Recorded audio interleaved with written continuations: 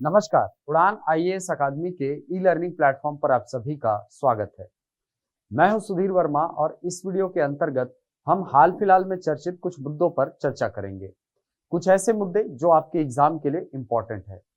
पर वीडियो में आगे बढ़ने से पहले आप सभी के लिए एक आवश्यक सूचना। उड़ान आईएएस अकादमी की ओर से आप सभी को नवरात्र पर्व की हार्दिक शुभकामनाएं। और इस नवरात्र पर्व में हम ऑनलाइन स्टूडेंट्स के लिए एक खास ऑफर लेकर आए हैं। इस ऑफर के तहत उड़ान आईएएस अकादमी के सभी ऑनलाइन कोर्सेज आपको 50% की छूट पर उपलब्ध कराए जा रहे हैं। जब तक ये नवरात्रि का पर्व है तब तक आपको ये ऑफर हमारे ऑनलाइन एप्लीकेशन पर उपलब्ध होगा। ये ऑफर आपको 26 सितंबर से 6 अक्टूबर तक उपलब्ध हैं। सभी कोर्सेज जो है वो आपको 50% ऑफर पर सभी ऑनलाइन कोर्सेज उपलब्ध हैं।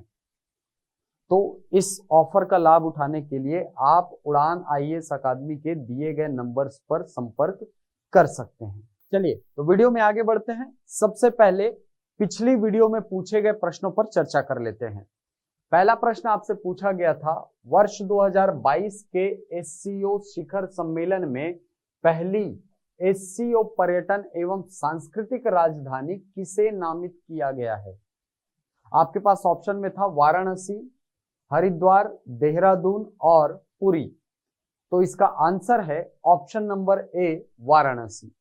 पिछली वीडियो में मैंने आपको बताया था कि अभी हाल ही में संघाई सहयोग संगठन यानी एससीओ की जो बैठक है वो हो रही है। कहां पर? समरकंद, उज्बेकिस्तान में। और इसमें भारत का नेतृत्व कर रहे हैं हमारे प्रधानमंत्री श्री नरेंद्र मोदी जी। मैंने एससीओ के बारे में भी बताया था कि इसकी स्थापना हुई है वर्ष 2001 में और इसका मुख्यालय है चीन के बीजिंग में। कुल 8 सदस्य इस संगठन के अंतर्गत आते हैं और 4 ऑब्जर्वर देश जो हैं इस पर निगरानी रखते हैं। इसी वीडियो में मैंने आपको बताया था कि वर्ष 2022 के एससीओ शिखर सम्मेलन में वाराणसी को नामित किया गया है पहली एससीओ पर्यटन एवं सांस्कृतिक राजधानी के रूप में। तो यहां से आपका आंसर हो जाएगा ऑप्शन नंबर ए, वाराणसी। याद रखिएगा, इस प्रकार के प्रश्न आप हाल फिलहाल के एग्जाम्स में देख रहे हैं, तो इस क्वेश्चन को याद रखिएगा। अगला क्वेश्चन देखते हैं। अगला क्वेश्चन है, अमेरिकन ओपन 2022 के विजेता कौन है। देखिए, वर्ष 2022 के जो चारों ग्रैंड स्लैम है वो पूरे हो चुके हैं, यानी Australian open, French open, Wimbledon और फिर अमेरिकन ओपन। ये चारों जो ग्रैंड स्लैम है उनका समापन हो चुका है और उनके विजेता भी हमको मिल चुके हैं। तो सबसे पहले हम ऑस्ट्रेलियन ओपन पर नजर डाल लेते हैं। ऑस्ट्रेलियन ओपन के पुरुष वर्ग के विजेता है राफेल नडाल, स्पेन के खिलाड़ी हैं। ऑस्ट्रेलिया की एशले बार्टी ये महिला वर्ग के ऑस्ट्रेलियन ओपन 2022 की विजेता रही हैं।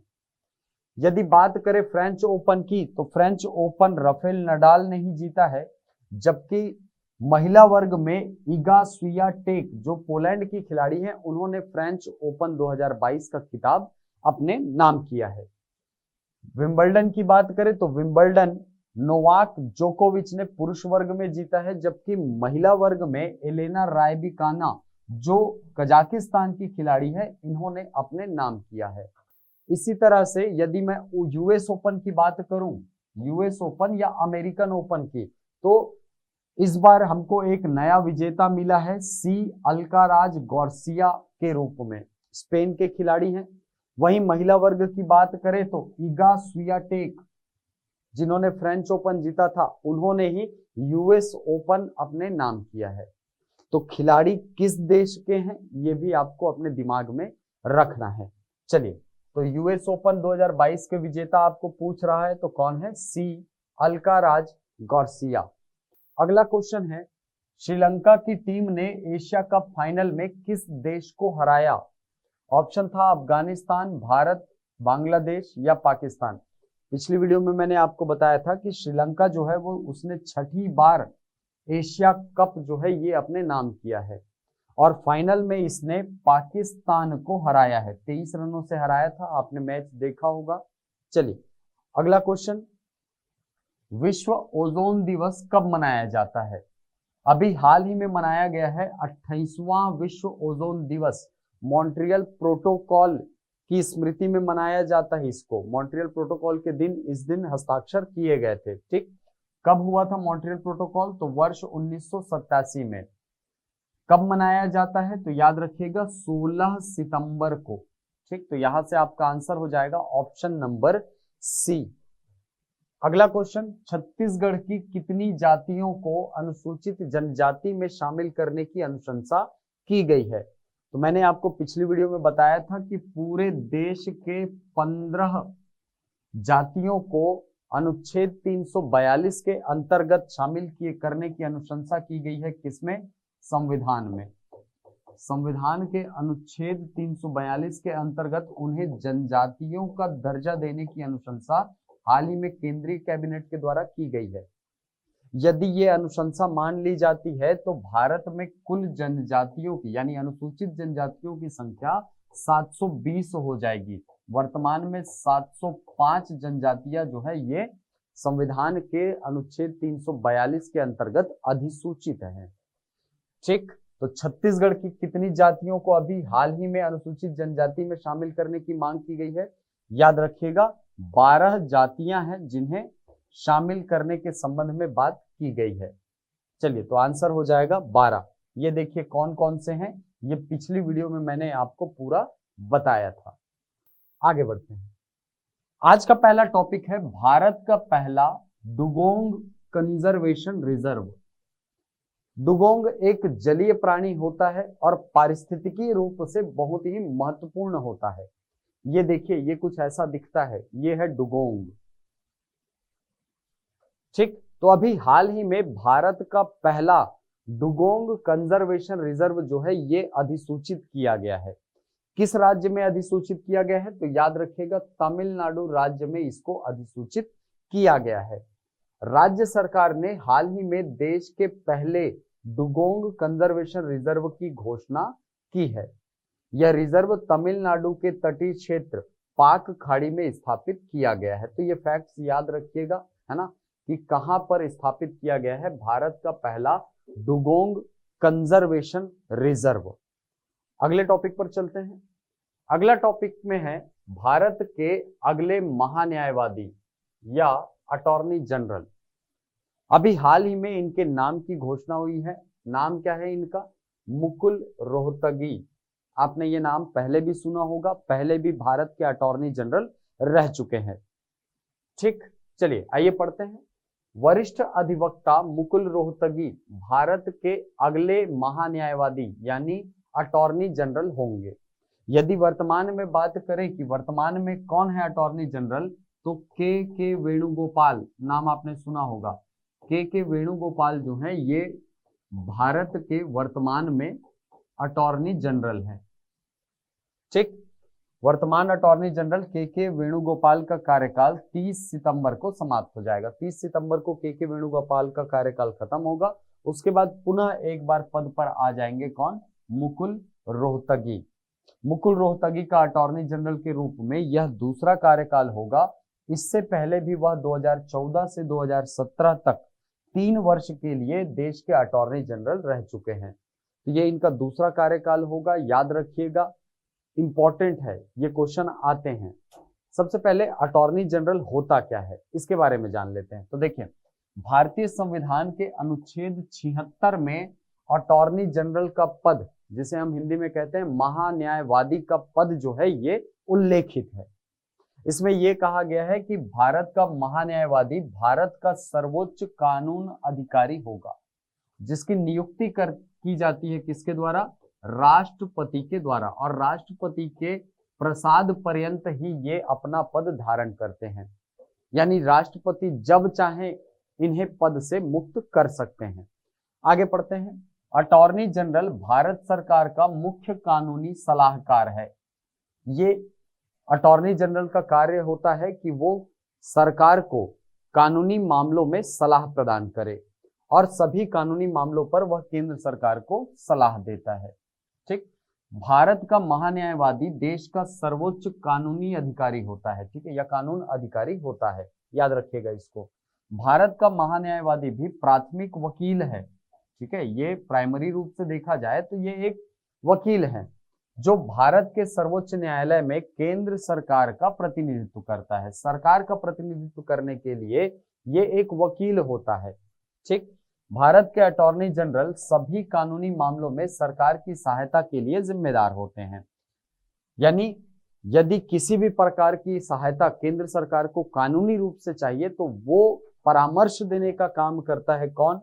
Attorney general. इसीलिए भी ये पद बहुत महत्वपूर्ण है, क्योंकि कानूनी रूप से जितने भी परामर्श केंद्र सरकार के द्वारा मांगे जाते हैं, कानूनी सहायता किसी भी प्रकार की, तो वो प्रदान करने का काम अटॉर्नी जनरल का होता है। भारत का संविधान भारत के महान्यायवादी को कोई निश्चित कार्यकाल प्रदान नहीं करता है। मैंने बताया आपको कि ये राष्ट्रपति के प्रसाद पर्यंत कार्य करता है। राष्ट्रपति जब चाहे इनको पद से मुक्त कर सकते हैं। इसीलिए एजीआई यानी कि अटॉर्नी जनरल ऑफ इंडिया राष्ट्रपति की इच्छा के समय पद पर रहता है, इच्छा पर्यंत ये पद धारण करता है। भारत के अटॉर्नी जनरल को किसी भी समय राष्ट्रपति द्वारा हटाया जा सकता है। हटाने के लिए भी संविधान में उल्लिखित कोई प्रक्रिया या आधार नहीं है। यानी पूर्णतया आप बोल सकते हैं कि राष्ट्रपति जो है इसकी इच्छा पर निर्भर करता है कि वो अटॉर्नी जनरल को कब तक रखना चाहता है, उसके बाद उसे पद मुक्त कर दिया जाता है। तो ये फैक्ट हैं जो अटॉर्नी जनरल से संबंधित हैं, तो इनको याद रखिएगा। और ये भी याद रखिएगा कि वर्तमान में कौन है अटॉर्नी जनरल? के वेणुगोपाल। और 30 सितंबर के बाद कौन हो जाएंगे? तो श्री मुकुल रोहतगी जी। आगे बढ़ते हैं, अगले टॉपिक में है एनएमडीसी को राजभाषा कीर्ति पुरस्कार। आपको पता होगा कि हर साल 14 सितंबर को मनाया जाता है, हमारे यहाँ 14 सितंबर को मनाते हैं हिंदी दिवस। और इस हिंदी दिवस में सार्वजनिक क्षेत्र में काम करने वाली जो संस्थाएं हैं उनको इस राजभाषा कीर्ति पुरस्कार से सम्मानित किया जाता है। ये ऐसे सार्वजनिक उपक्रम होते हैं जिन्होंने राजभाषा के उत्थान के क्षेत्र में बहुत अधिक कार्य किया है। राजभाषा के प्रचार प्रसार में बहुत अधिक योगदान करने वाली जो सार्वजनिक कंपनियां हैं उनको इस पुरस्कार से सम्मानित किया जाता है। तो हिंदी दिवस समारोह के दौरान वर्ष 2021-22 के लिए राजभाषा कीर्ति पुरस्कार वितरित किए गए हैं। और राष्ट्रीय खनिज विकास निगम लिमिटेड यानी एनएमडीसी को सार्वजनिक क्षेत्र के उपक्रमों की श्रेणी में राजभाषा कीर्ति तृतीय पुरस्कार से सम्मानित किया गया है। एनएमडीसी के अध्यक्ष एवं प्रबंध निदेशक सुमित देव ने यह पुरस्कार राज्यसभा के उपसभापति हरिवंश नारायण सिंह से ग्रहण किया। ये खैर उतना इंपॉर्टेंट नहीं है, इंपॉर्टेंट है राजभाषा कीर्ति पुरस्कार किस संस्था को दिया है। तो किस संस्था को? याद रखिएगा, एनएमडीसी, इसको सम्मानित किया गया है। अगले टॉपिक पर चलते हैं। अगले टॉपिक में है list of index and ranking 2022। इस वर्ष में जितने भी रैंकिंग, जितने भी इंडेक्सेस आपके जारी किए गए हैं उन सभी पर नजर डालेंगे। इसको पढ़ने का अप्रोच क्या होता है और कैसे आप इसको आसानी से याद रख सकते हैं, इस पर चर्चा करेंगे। तो देखिए, बहुत सारे रैंकिंग्स हैं, लगभग 20 के आसपास रैंकिंग है, 20 ज्यादा ही है, 20 से कम नहीं है ना। तो इन सभी रैंकिंग्स को याद करने का तरीका क्या होता है? देखिए, सबसे पहले रैंकिंग कौन सी है ये याद रखिए, ठीक है, या इंडेक्स का नाम क्या है ये याद रखिए। इंडेक्स का नाम याद रखिए कि इस इंडेक्स का नाम क्या है। दूसरी चीज, इस इंडेक्स को जारी किसके द्वारा किया जाता है, ये फैक्ट बहुत इंपॉर्टेंट होता है। कभी कभी आपको पूछता है कि HDI जो ह्यूमन डेवलपमेंट इंडेक्स है वो किसके द्वारा जारी किया जाता है, रेड डेटा बुक जो है वो किसके द्वारा जारी किया जाता है। तो ऐसे क्वेश्चन जो है वो आते हैं। इसके बाद प्रथम स्थान पर कौन सा देश है ये याद रखिए। और एक जरूरी इसमें एक सूचना रहती है कि भारत का स्थान इस रैंकिंग के अंतर्गत क्या है। तो ये जो 3-4 फैक्ट हैं ये बिल्कुल आपके दिमाग में होने चाहिए। जैसे यदि मैं बात करूं ग्लोबल हंगर इंडेक्स या विश्व भूखमरी सूचकांक की, तो विश्व भूखमरी सूचकांक 2021 के आंकड़ों के आधार पर जारी किया गया है और ये जारी किया जाता है वेल्थ हंगर हिल्फे और कंसर्न वर्ल्ड वाइड के द्वारा।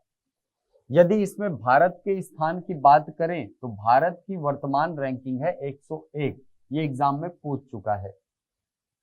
इसके अलावा प्रथम स्थान पर कौन है, तो बेलारूस सहित 18 देश जो हैं ये सर्वाधिक भूखमरी से पीड़ित देशों के अंतर्गत आते हैं। भारत की रैंकिंग भी बहुत ज्यादा अच्छी नहीं है ना, 101वें नंबर पर हैं हम। अगला देखिए ग्लोबल इनोवेशन इंडेक्स या विश्व नवाचार सूचकांक 2021 के आंकड़े के आधार पर है और ये जारी किया जाता है विश्व बौद्धिक संपदा संस्थान यानी वीपो के द्वारा। वर्ल्ड इंटेलेक्चुअल प्रॉपर्टी ऑर्गेनाइजेशन वीपो जो है इसको जारी करता है। इसके अंतर्गत भारत का स्थान है 46। ये पहली बार हुआ है कि भारत जो है वो टॉप 50 में आया है, इसलिए इंपॉर्टेंट है।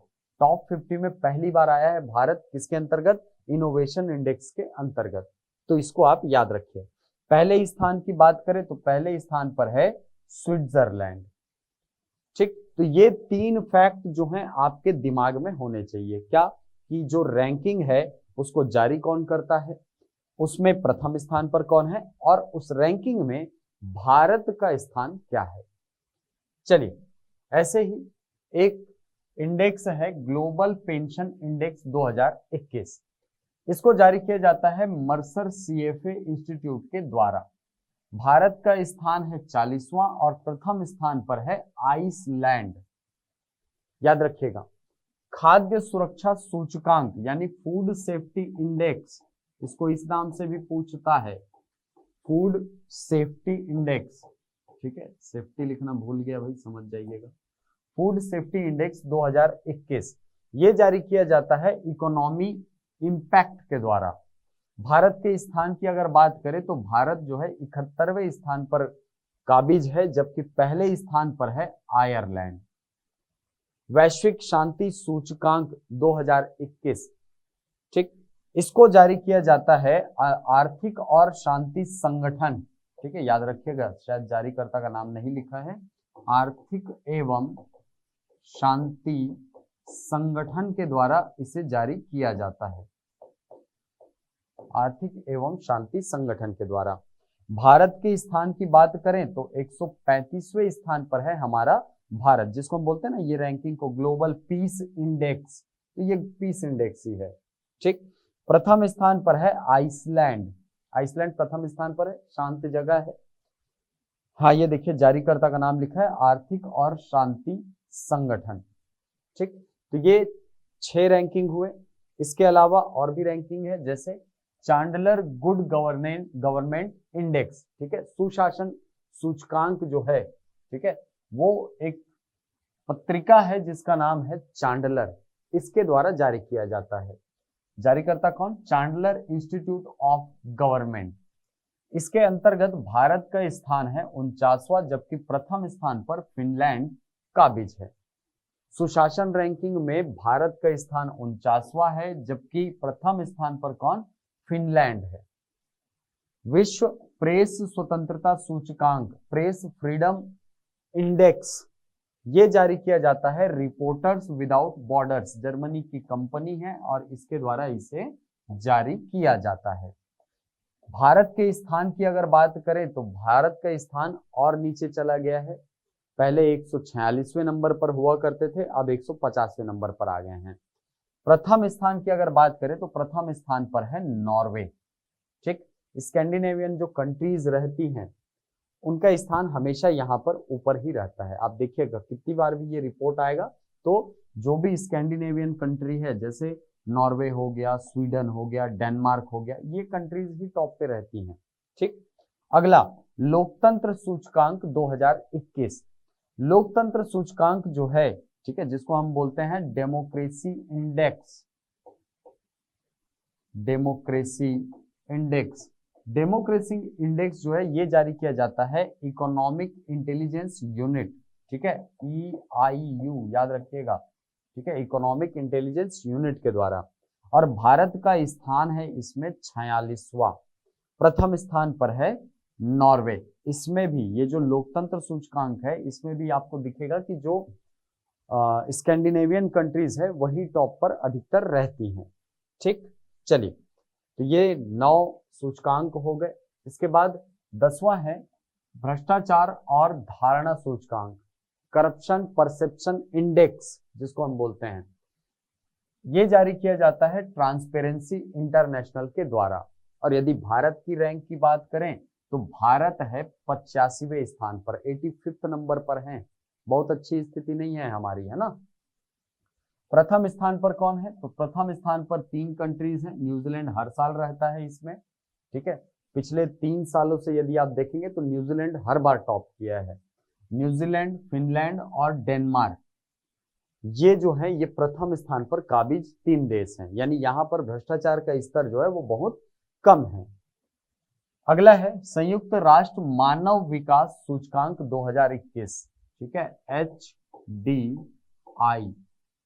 ठीक है। असल में ये 2022 होना चाहिए क्योंकि लेटेस्ट डेटा जो है ये आ चुका है ना। HDI ह्यूमन डेवलपमेंट इंडेक्स जारीकर्ता कौन है? संयुक्त राष्ट्र विकास कार्यक्रम यानी यूनाइटेड नेशन डेवलपमेंट प्रोग्राम जो है ये इसको जारी करता है। देखिए ये जो रैंकिंग है ये एक साथ आया है वर्ष 2021 और वर्ष 2022 के लिए। आंकड़े जो है एक साल पहले के यूज होते हैं, इसको भी याद रखिएगा ना। तो यदि आपको पूछे कि वर्ष 2021 के संयुक्त राष्ट्र मानव विकास सूचकांक में भारत की रैंक क्या है, तो भारत 130वें नंबर पर था, जबकि वर्ष 2022 में ये खिसक कर कितना हो गया है, 132वें क्रम पर पहुंच चुका है। ठीक, चलिए भारत का स्थान ये देखिए 132वां, ये 2022 के अनुसार है। ठीक, अपडेट कर लेंगे। प्रथम स्थान पर है स्विट्जरलैंड। चलिए विश्व खुशहाली सूचकांक जिसको हम बोलते हैं global happiness index, global happiness index, happiness index ये जारी किया जाता है संयुक्त राष्ट्र के द्वारा। और भारत के स्थान की यदि बात करें तो भारत 136वें स्थान पर है, जबकि प्रथम स्थान पर फिनलैंड है। तो ये 12 सूचकांक जो है ये आपके एग्जाम के लिए बहुत इंपॉर्टेंट है। वो पेंशन वाला जो था वो उतना इंपॉर्टेंट नहीं है, ये ग्लोबल पेंशन इंडेक्स उतना इंपॉर्टेंट नहीं है, लेकिन मुझे आंकड़े मिले तो मैंने कहा कि चलो ठीक है आपको दे दिया जाए। चलिए तो यहाँ पर आप देखिए 22 टोटल रैंकिंग्स हैं जो मैंने आपको बताया। 12 तक हम लोग पढ़ चुके हैं, 13, 14, 15, 16 और ऐसे करके 22वें तक आपको रैंकिंग मिलेगी। रैंकिंग का नाम देखिए, ये भारत की रैंक है, जो येलो कलर में लिखा हुआ है ये भारत की रैंक है। रेड कलर में उस देश का नाम है जो इस रैंकिंग में प्रथम स्थान पर है, और ये है जारीकर्ता का नाम, कौन इसको जारी करता है। ठीक, जैसे वैश्विक लैंगिक अंतराल सूचकांक जो है ये जारी किया जाता है वर्ल्ड इकोनॉमिक फोरम के द्वारा, WEF जिसको हम बोलते हैं, वर्ल्ड इकोनॉमिक फोरम, विश्व आर्थिक मंच जिसको हिंदी में कहा जाता है। इसमें प्रथम स्थान पर है आइसलैंड, जबकि भारत की रैंकिंग है 135वीं, 135th। यदि आर्थिक स्वतंत्रता सूचकांक की बात करें, इकोनॉमिक फ्रीडम इंडेक्स, तो इसमें भारत की रैंक है 121, प्रथम स्थान पर है सिंगापुर, और इस रैंकिंग को जारी किया जाता है फाउंडेशन हेरिटेज के द्वारा। ठीक, आप चाहे तो स्क्रीनशॉट ले सकते हैं भाई।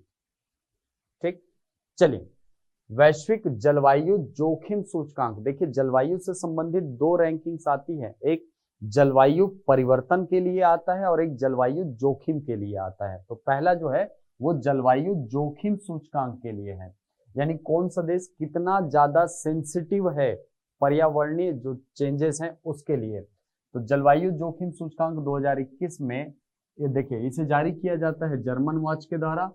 प्रथम स्थान पर है मोजाम्बिक और भारत का स्थान है 7वां। वैसे ही वैश्विक जलवायु परिवर्तन प्रदर्शन सूचकांक, मैंने आपको बताया कि परिवर्तन के आधार पे जो है वो एक रैंकिंग निकाली जाती है।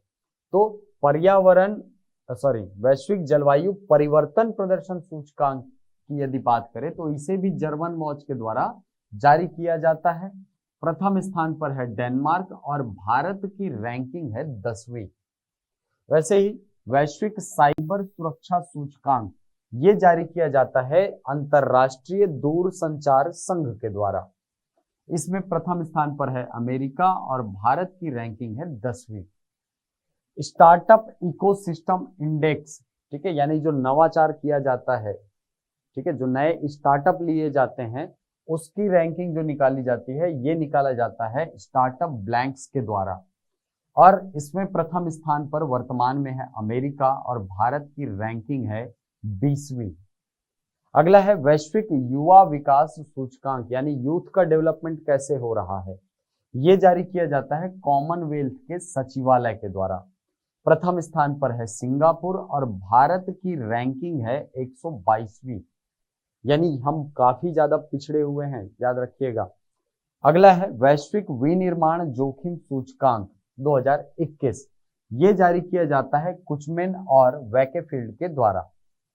प्रथम स्थान पर है अमेरिका और भारत का स्थान है दूसरा। अगला है पर्यावरण प्रदर्शन सूचकांक 2022, ठीक। पर्यावरण प्रदर्शन सूचकांक जो है ये येल और कोलंबिया विश्वविद्यालय के द्वारा जारी किया जाता है। इसमें प्रथम स्थान पर है डेनमार्क और भारत की रैंकिंग है 180। विश्व प्रतिस्पर्धा सूचकांक 2022 ये जारी किया जाता है IMD के द्वारा, ठीक। इसमें प्रथम स्थान पर है डेनमार्क और भारत की रैंकिंग है 37वीं, ठीक। तो फिर से आपको सारे स्लाइड्स दिखा देता हूं, आप चाहें तो इसका स्क्रीनशॉट ले सकते हैं। ये ग्लोबल हंगर इंडेक्स और ग्लोबल इनोवेशन इंडेक्स।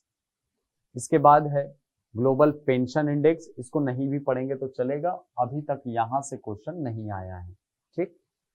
खाद्य सुरक्षा वैश्विक शांति सूचकांक, इसके बाद चांडलर गुड गवर्नमेंट इंडेक्स, विश्व प्रेस स्वतंत्रता सूचकांक, लोकतंत्र सूचकांक। फिर है भ्रष्टाचार और धारणा सूचकांक, संयुक्त राष्ट्र मानव विकास सूचकांक 2022 और 21 दोनों बताया मैंने। फिर विश्व खुशहाली सूचकांक 2022। इसके बाद 13 से लेकर के 22वां जो है ये आपको बिल्कुल दिमाग में, एक ही पेज में मैंने इसको ला दिया है, ठीक। तो आप चाहे तो इसका स्क्रीनशॉट ले लीजिए और बेहतर ये होगा कि आप इसके नोट्स अपने कॉपी में बना लें, क्योंकि यहाँ इस आंकड़े के लिए आपको बहुत ज्यादा भटकना पड़ता है। और क्या करो, जैसे ही एग्जाम आए तो सबको एक एक बार सर्च मारिए और भारत की नवीनतम रैंक और प्रथम स्थान पर कौन है ये बिल्कुल पता कर लीजिए, ठीक। चलिए अगला टॉपिक, भारत का पहला स्वच्छ सुजल प्रदेश, ठीक है। आपको पता होगा, आपने अभी एक योजना का नाम सुना होगा, जल जीवन मिशन। इस जल जीवन मिशन के अंतर्गत अभी हाल ही में अंडमान निकोबार द्वीप समूह को भारत का पहला स्वच्छ सुजल प्रदेश जो है ये घोषित किया गया है। आइए देखते हैं। अंडमान और निकोबार द्वीप समूह के सभी गांवों को हर घर जल सुविधा और खुले में शौच से मुक्त घोषित किया गया है। तो ऐसे राज्य जहां पर सभी घरों में नल जल सुविधा हो और वो राज्य जो है वो खुले में शौच से मुक्त हो, यानी ODF घोषित हो जाए, उन राज्यों को दिया जाता है दर्जा स्वच्छ सुजल प्रदेश का। तो अंडमान निकोबार जो है ये पहला स्वच्छ सुजल प्रदेश बन गया है, ठीक है। अब आप बोलेंगे सर ये तो यूनियन टेरिटरी है, ठीक है, तो इसमें यूनियन टेरिटरीज को भी शामिल किया जाता है, ठीक है। टोटल 36 के आधार पर ये रैंकिंग निकाली जाएगी। चलिए थोड़ा सा जान लेते हैं जल जीवन मिशन के बारे में। जल जीवन मिशन जो है इसकी घोषणा हुई है वर्ष 2019 में स्वतंत्रता दिवस के दिन, यानी 15 अगस्त 2019 को जल जीवन मिशन जो है ये प्रारंभ किया गया था। इसका उद्देश्य क्या था? तो इसका उद्देश्य था वर्ष 2024 तक ग्रामीण क्षेत्र के सभी घरों में पानी की पहुंच उपलब्धता सुनिश्चित करना, ठीक है। पानी की उपलब्धता सुनिश्चित करना, पेयजल की उपलब्धि जो है इसका लक्ष्य था, ठीक। इसी के अंतर्गत आपने सुना होगा कि छत्तीसगढ़ सरकार ने ये कहा है कि भाई हम 2024 तक टाइम नहीं लेंगे, हम 2023 तक कंप्लीट कर लेंगे। तो याद रखिएगा, छत्तीसगढ़ सरकार के द्वारा जल जीवन मिशन के अंतर्गत कब तक ग्रामीण क्षेत्र के सभी घरों में नल सुविधा उपलब्ध कराने की घोषणा की गई है, तो वर्ष 2023 तक छत्तीसगढ़ सरकार के द्वारा। और केंद्र सरकार द्वारा लक्ष्य कब तक का रखा गया है, तो वर्ष 2024 तक रखा गया है। ठीक, 2024 तक सभी घरों को पाइप के जरिए पानी पहुंचाने का लक्ष्य रखा गया है। इस मिशन के तहत कृषि में पुनः उपयोग के लिए वर्षा जल संचयन, भूजल पुनर्भरण और घरेलू अपशिष्ट जल के प्रबंधन हेतु स्थानीय बुनियादी ढांचे के निर्माण पर भी ध्यान दिया जाएगा। ठीक है, तो ये जो जल जीवन मिशन है, इसका एक सबसे बड़ा लक्ष्य है सभी घरों तक पानी पहुंचाना, हर घर जल, सभी घरों को पाइप के जरिए पानी पहुंचाना। ठीक, चलिए याद रखिएगा भाई इसको। अगला टॉपिक है यूनेस्को इंटरनेशनल लिटरेसी प्राइज 2022। ठीक है, शिक्षा के क्षेत्र में यूनेस्को द्वारा दिया जाने वाला एक पुरस्कार है। अभी हाल ही में उड़ीसा के Kalinga institute of social sciences को इसके पुरस्कार से सम्मानित किया गया है। तो संस्थान का नाम याद रखिएगा, संस्थान का नाम क्या है, Kalinga institute of social sciences. कहाँ का है, तो उड़ीसा का है, कलिंग प्रदेश, याद करने में बहुत आसान हो जाएगा। ठीक है, इस इंस्टीट्यूट को साक्षरता के क्षेत्र में सबसे बड़ा पुरस्कार यूनेस्को इंटरनेशनल लिटरेसी प्राइज 2022 प्रदान किया गया है। 8 सितंबर 2022 को अफ्रीकी देश आइवरी कोस्ट में आयोजित वैश्विक अवार्ड समारोह में Kalinga institute of social sciences को यह अवार्ड दिया गया है। ये उतना इंपॉर्टेंट नहीं है, इंपॉर्टेंट क्या है, इस संस्था का नाम। ठीक है, इस प्रकार के उटपटांग टाइप के जो पुरस्कार हैं वो आपने देखा होगा, पूछ रहा है अब, तो थोड़ा सा पैटर्न के साथ खुद को अपडेट करिए और इस टाइप के क्वेश्चन को जरूर पढ़ के जाइएगा। चलिए आगे बढ़ते हैं। भारत में सोलर फार्म स्थापित करने वाली पहली ई कॉमर्स कंपनी नाम क्या है, अमेजॉन। ठीक है, अमेजॉन का नाम आपने सुना होगा। ठीक, अमेजॉन ने राजस्थान में 3 नए सोलर फार्म्स के साथ भारत में अपनी पहली सौर परियोजना की घोषणा कर दी है। ठीक है, अमेजॉन जो है वो निजी क्षेत्र का एक ऐसा सोलर प्लांट बना रहा है जहां पर सौर ऊर्जा का उत्पादन किया जाएगा। इन्हें क्या नाम दिया गया है, 3 नए सोलर फार्म्स बना रहा है। ठीक, और इन 3 सोलर फार्म्स के माध्यम से 420 मेगावाट की संयुक्त ऊर्जा जो है ये उत्पन्न की जाएगी। ठीक है, तो इसकी स्थापित क्षमता कितनी होगी, 420 मेगावाट की। सोलर एनर्जी के क्षेत्र में आपने देखा होगा कि अभी हाल फिलहाल में काफी ज्यादा प्रयास किए जा रहे हैं। तो इसी के अंतर्गत एक प्रयास है जो किसके द्वारा किया जा रहा है, एक ई कॉमर्स कंपनी है अमेजन, इसके द्वारा। अमेजन का लक्ष्य 2025 तक अपने व्यवसाय में 100% नवीनीकरणीय ऊर्जा का उपयोग करना है।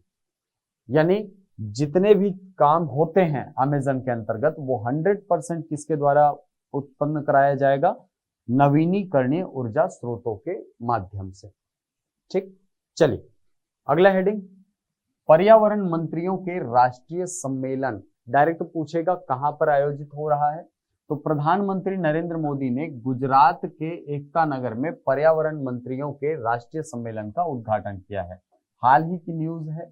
ठीक, इस 2 दिवसीय सम्मेलन में 6 विषयगत सत्र होंगे, यानी 6 अलग अलग टॉपिक्स पर चर्चाएं होंगी।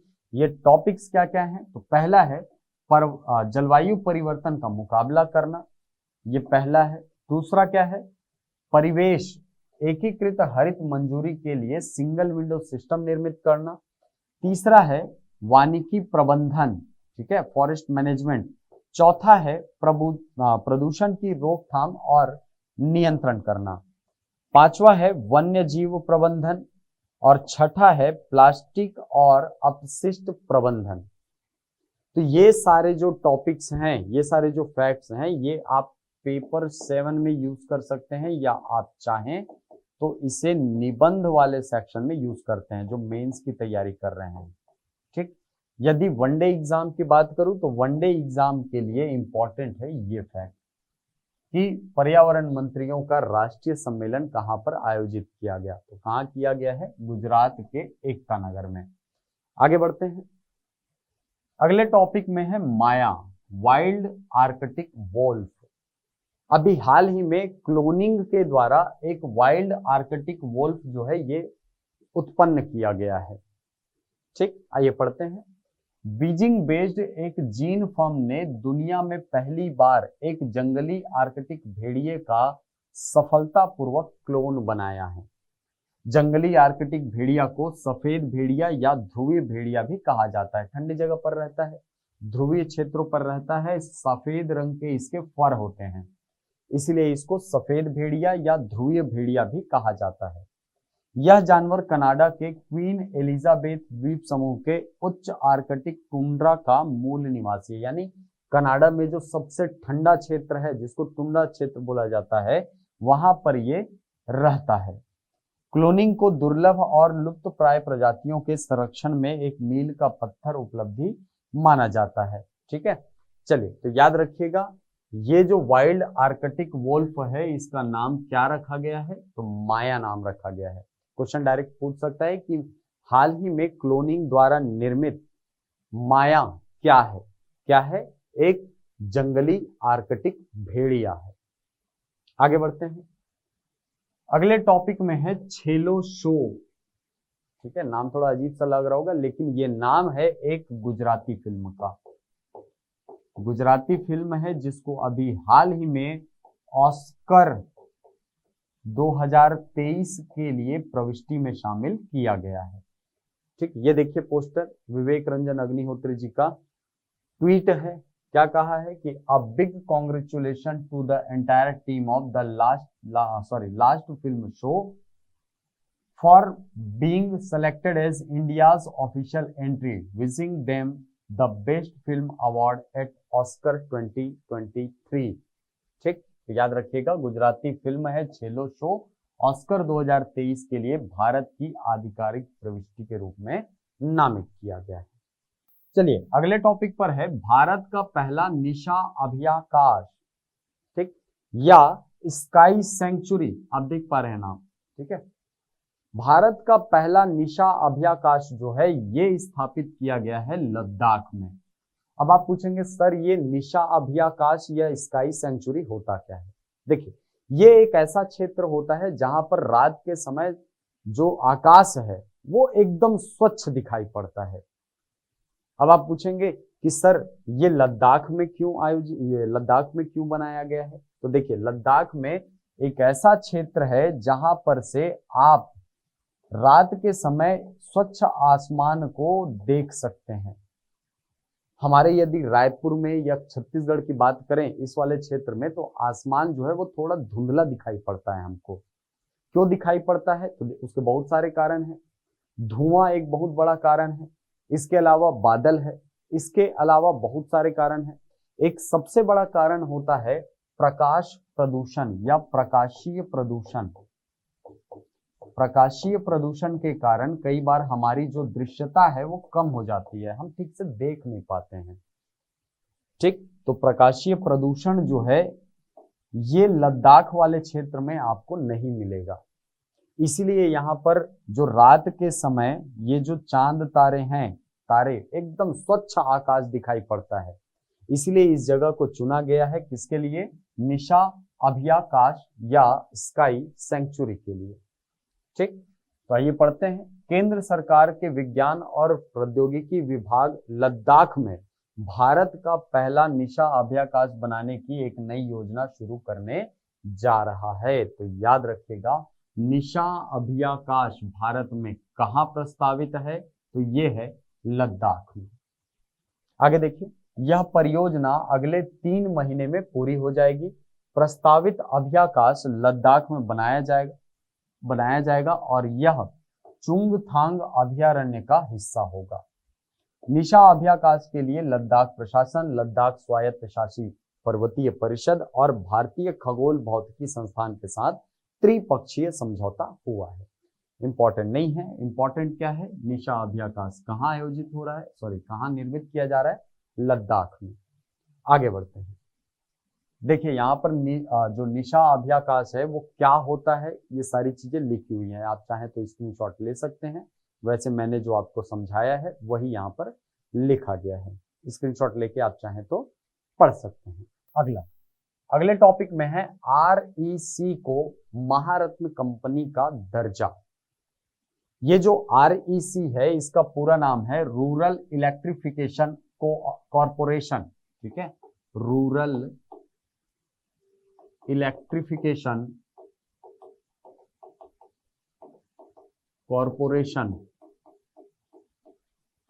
कॉरपोरेशन लिमिटेड, ठीक है, ये पूरा नाम है इस REC का, और इसे अभी हाल ही में महारत्न कंपनी का दर्जा दिया गया है।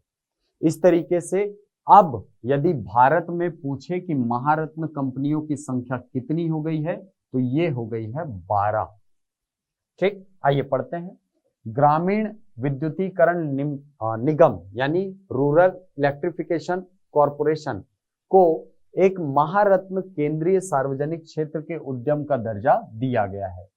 इस प्रकार REC को संचालन और वित्तीय मामलों में अपेक्षाकृत अधिक स्वायत्तता प्रदान की गई है। वित्त मंत्रालय के अंतर्गत आने वाले लोक उद्यम विभाग की ओर से इस आशय का एक आदेश जारी कर दिया गया है।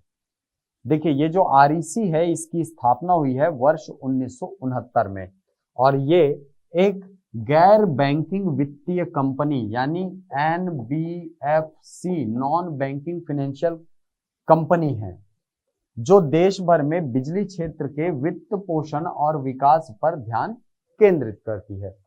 इंपॉर्टेंट है इसमें 12 महारत्न कंपनियों के नाम, तो ये हैं 12 महारत्न कंपनियां। कौन कौन है?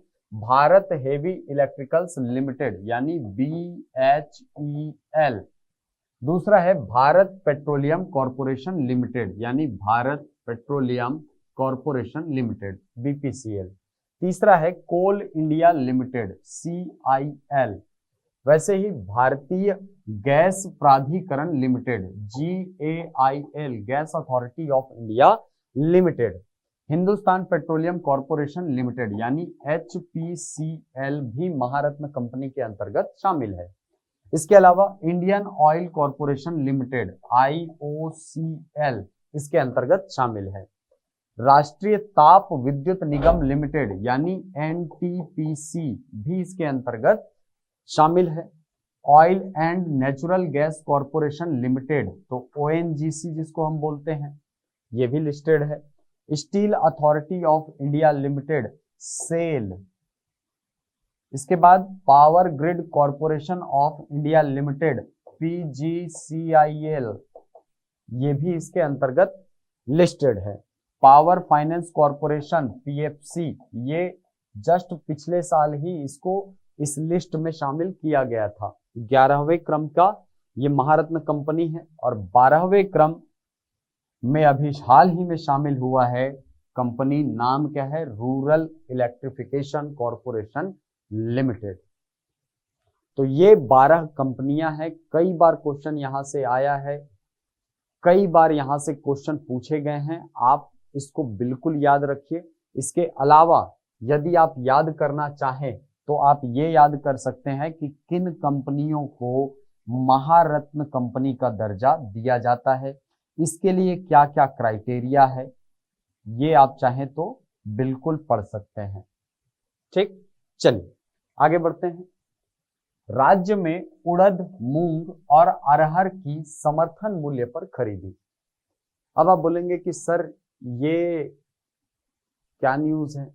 देखिए पहली बार ऐसा हो रहा है कि छत्तीसगढ़ सरकार के द्वारा न्यूनतम समर्थन मूल्य पर खरीदा जा रहा है। क्या खरीदी जा रही है? मूंग, उड़द और अरहर। ये तीनों पहली बार राज्य सरकार के द्वारा खरीदी जा रही है। इसके पहले केंद्र सरकार इसकी खरीदी करती थी। ठीक, चलिए।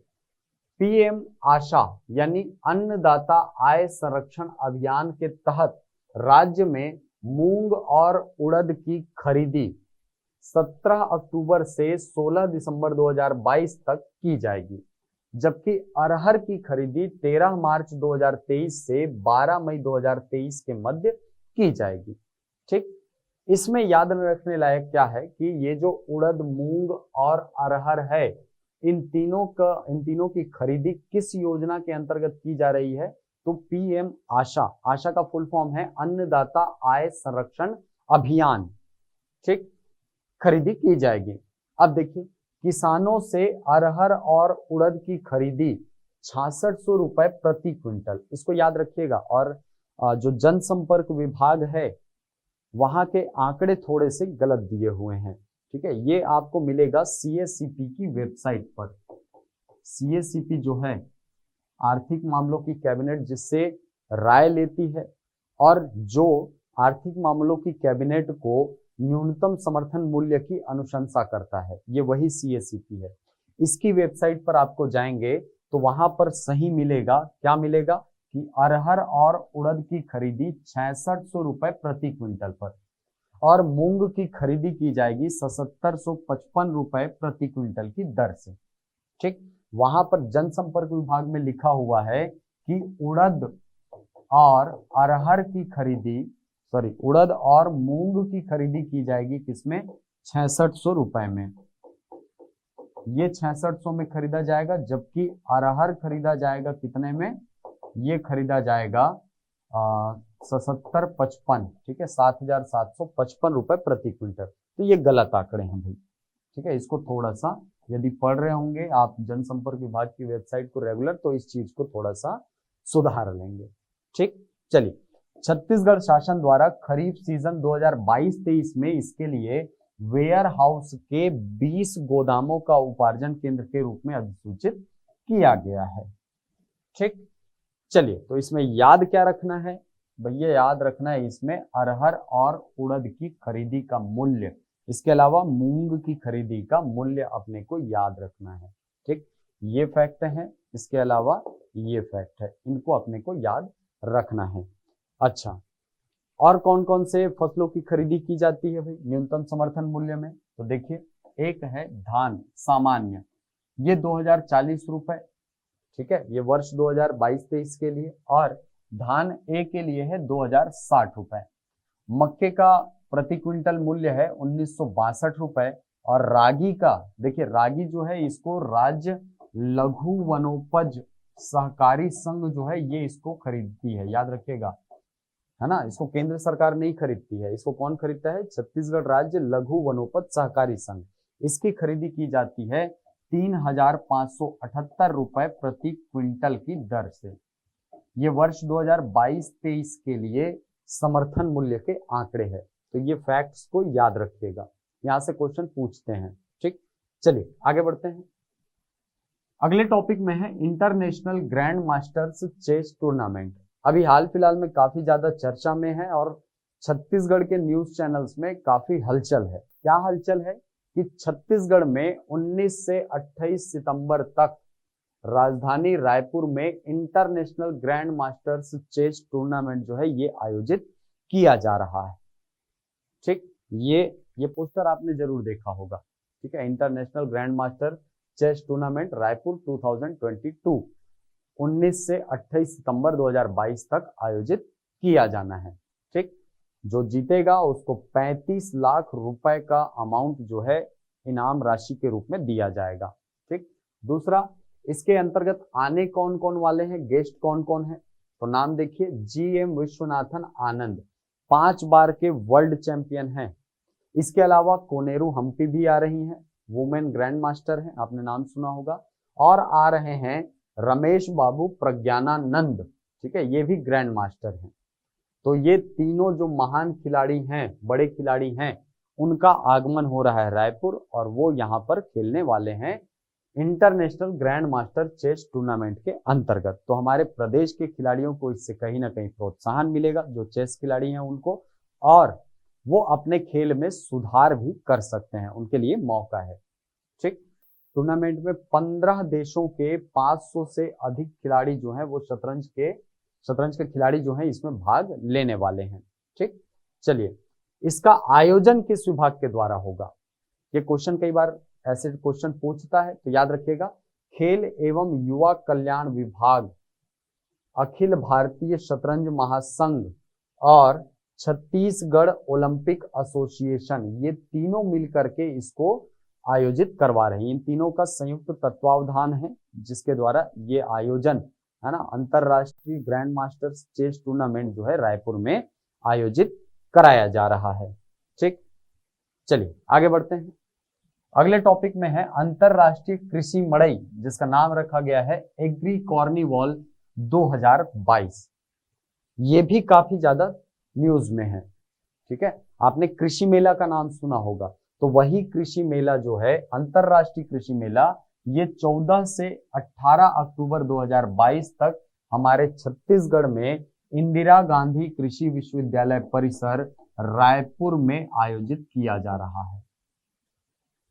ठीक, तो इसके माध्यम से किसानों, विद्यार्थियों एवं सामान्य नागरिकों को कृषि की नवीन प्रौद्योगिकी, नवीन अनुसंधान, नवाचार, फसल प्रसंस्करण एवं मूल्य संवर्धन तथा उद्यमिता विकास के संबंध में नई नई जानकारियां प्राप्त होगी।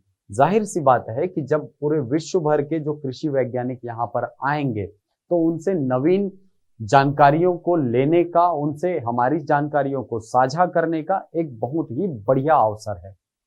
ठीक, इसके साथ ही किसानों, स्कूली विद्यार्थियों एवं सामान्य जनों को इंदिरा गांधी कृषि विश्वविद्यालय परिसर में संचालित उन्नत कृषि अनुसंधानों का प्रत्यक्ष प्रदर्शन भी करवाया जाएगा, जिससे वे कृषि की नवीन तकनीकों से परिचित हो सके। ठीक, तो याद रखिएगा, अंतरराष्ट्रीय कृषि मड़ई एग्री कार्निवाल 2022 कहाँ आयोजित किया जा रहा है? रायपुर में। कहां पर? इंदिरा गांधी कृषि विश्वविद्यालय परिसर के अंतर्गत। आगे बढ़ते हैं। ये देखिए, ये है हमारे कृषि मंत्री, यहाँ देखिए कृषि मंत्री हैं हमारे, है ना। ये इसका पोस्टर जो है ये जारी कर रहे हैं। ठीक, चलिए आगे बढ़ते हैं। अगले टॉपिक में है छत्तीसगढ़िया ओलंपिक। आपने एक खेल का नाम सुना होगा अभी हाल ही में, राजीव गांधी ओलंपिक खेल, ठीक है, ग्रामीण ओलंपिक खेल, जिसका आयोजन राजस्थान में किया जा रहा है। उसी तर्ज पर हमारे छत्तीसगढ़ में पंचायत एवं ग्रामीण विकास विभाग और नगरीय प्रशासन एवं विकास विभाग के संयुक्त तत्वावधान में एक छत्तीसगढ़ी ओलंपिक का आयोजन किया जा रहा है। इसके द्वारा जो भी क्षेत्रीय खेल हैं, हमारे स्थानीय खेल, पिट्टुल हो गया, बिल्लस हो गया, गेड़ी हो गया, आपने सब सुना होगा नाम, ठीक है, इन सभी में भाग लेने के लिए पूरे राज्य के लोगों को प्रोत्साहित किया जाएगा। ठीक, चलिए तो पढ़ते हैं। ये जो छत्तीसगढ़िया ओलंपिक है, इसका आयोजन कौन कौन से विभाग के द्वारा? तो याद रखिएगा, खेल एवं युवा कल्याण मंत्रालय इसके अंतर्गत शामिल नहीं है। कौन कर रहा है आयोजन? पंचायत एवं ग्रामीण विकास विभाग और नगरीय प्रशासन एवं विकास विभाग। ठीक, तो प्रतियोगिता कब प्रारंभ होगी? 6 अक्टूबर से। दलीय एवं एकल श्रेणी में 14 तरह के पारंपरिक खेल जो हैं ये शामिल किए जाएंगे। ये पारंपरिक खेल होंगे। कौन कौन से खेल हैं? तो गिल्ली डंडा है, पिट्टुल है, लंगड़ी दौड़ है, बांटी है, कंचा जिसको बोलते हैं, बिल्लस, फुगड़ी, गेड़ी दौड़, भौरा, इस तरह की प्रतियोगिता जो है आयोजित की जाएंगी। वैसे भी हमारे जो मुख्यमंत्री हैं वो इन खेलों में काफी रुचि रखते हैं, है ना। ये देखिए हमारे मुख्यमंत्री जी गुल्ली डंडा खेल रहे हैं, यहाँ देखिए भौरा चला रहे हैं और गेड़ी चढ़े हैं, रस्सी खींच खेल रहे हैं। तो ये सारे जो खेल हैं ये कहीं ना कहीं हमारे स्थानीय खेल के अंतर्गत आते हैं। इसके अलावा पिट्टुल, फुगड़ी जो है वो महिलाओं का स्पेशल खेल है ना। तो ये सारे जो खेल हैं ये कहीं ना कहीं हमारी संस्कृति को दर्शाते हैं। तो हमारे लोगों को अपनी संस्कृति से जोड़ने के लिए ये जो छत्तीसगढ़िया ओलंपिक है इसका आयोजन किया जा रहा है। ठीक, तो कितने प्रकार के खेल हैं? तो इंपॉर्टेंट फैक्ट निकल के आ रहा है, 14 खेल। कौन कौन से विभाग इसको आयोजित करेंगे? तो 2 विभाग मिलकर के कर रहे हैं, पंचायत एवं ग्रामीण विकास विभाग। वर्तमान में मंत्री कौन है? तो श्री रविंद्र चौबे जी हैं, रविंद्र चौबे जी।